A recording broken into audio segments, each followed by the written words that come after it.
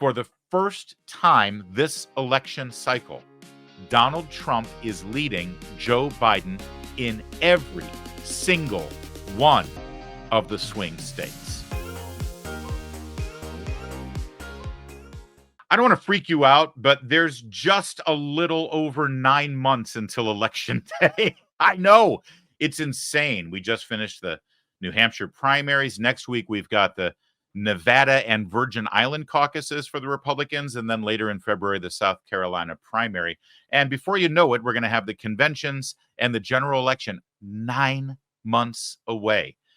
And it's time now to start really drilling down on some of the polls you might be seeing. Now, just so you know, we've got a rule over here on this program where we're going to spend most of our time looking at statewide polls, not national polls. Why? Well, because we're smart enough to know, and well, we respect your intelligence, and you're smart enough to know that national polls literally mean nothing. It's like saying, I won the popular vote. Hey, congratulations. You're still working at the Starbucks, dude, because you didn't win the election. You see, national polls reflect the popular vote, which is meaningless. That's not how we elect presidents. So why do we even look at national polls? It's insane. It's like determining the winner of a baseball game based on how many hits a team got. You can get a ton of hits, but if you're not scoring runs, you ain't going to win that game because that's how you keep score. Well, how do we keep score in presidential politics? State by state by state, leading up to that magical 270 electoral college votes for the presidency. So, state by state by state, how's it looking right now? Well, we've got a little bit of insight on what most people believe the swing states are. The swing states are those states that could go either way and tip the election. See, there are some states that are baked in the cake. Democrats have a built-in advantage because they get California right off the bat. Ton of electoral college votes in California. But of course, Republicans now have Texas and Florida. See, Florida used to be a swing state, but something changed there. I think it may have had something to do with Ron DeSantis and COVID. It's now a solid red state. So it almost offsets, actually, when you bring those two states into the equation. That's why Democrats have been so intent on trying to flip Texas. It might even have something to do with the changing face of the populace down there after 3 years of Joe Biden's border security strategy. But when you take those states that are already sort of baked in the cake for each party and then narrow it down to those swing states, you get a clearer picture of where this election is going to transpire and how it might go. Because it would take a lot of time for us to look at 50 individual polls. Instead, we're just going to look at 7 individual polls. We're going to look at Wisconsin, Pennsylvania, Nevada, Georgia, Michigan, North Carolina, and Arizona. By the way, if you've been watching electoral college politics for the last several years, you'll notice, yes, that Florida is not one of these states. Neither is Ohio. Ohio used to always be one of these states. Not anymore. Although, to offset that, Georgia, sadly, has now entered the mix.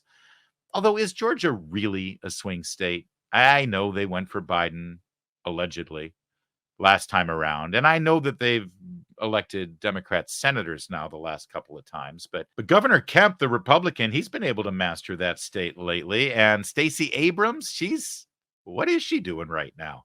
Oh, that's right. Star Trek made her the president of the planet Earth. Wonder how much that pays. So let's look at these states. This is the latest poll from Bloomberg, actually. So this is not one of those, fly-by-night agencies, and it's somewhat fair. I mean, as fair as Bloomberg can be. I mean, me, personally, I think that there's a silent Trump vote out there. People won't either pick up the phone or won't answer truthfully or will just keep it to themselves that they're voting for Trump because, let's face it, these days, culturally, there's real ramifications for actually openly saying, yeah, between Trump and Biden, you better believe I'm going to vote for Trump. That people aren't really willing to openly say that. So I would actually pad these numbers up a little bit for Donald Trump. But even still, take a look. Wisconsin, right now, Trump 49, Biden 44. That's +5 for Trump. Pennsylvania, Trump 48, Biden 45. That's +3 for Trump. Nevada, Trump 48, Biden 40. That's +8 for Trump. Georgia, Trump 49, Biden 41. That's +8 for Trump. Michigan, Trump 47, Biden 42. That's +5 for Trump.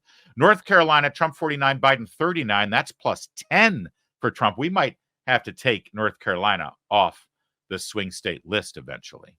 And then in Arizona, you've got Trump 47, Biden 44. That's +3 for Trump. Did you notice a pattern there? That's right.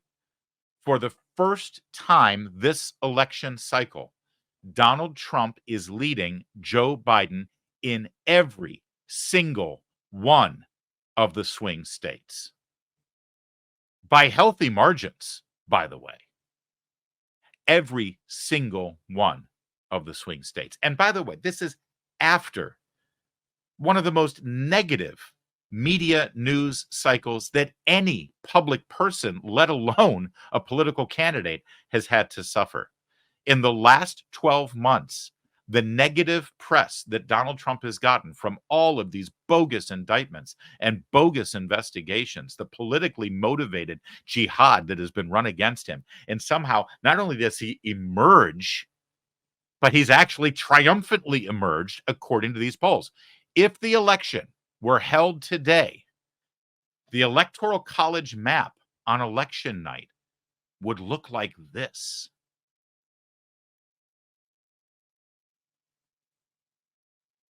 Soak that in for a minute.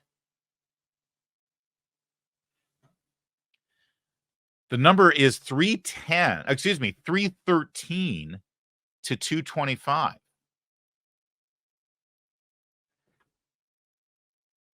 That's a wipeout. That is a devastation for Joe Biden.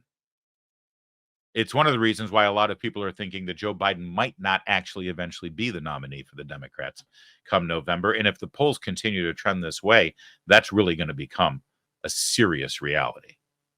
But in the meantime, if you're Donald Trump and you spent most of your time, frankly, fending off the bad news cycle and the lawsuits, and you haven't really been campaigning much, today's a pretty good day.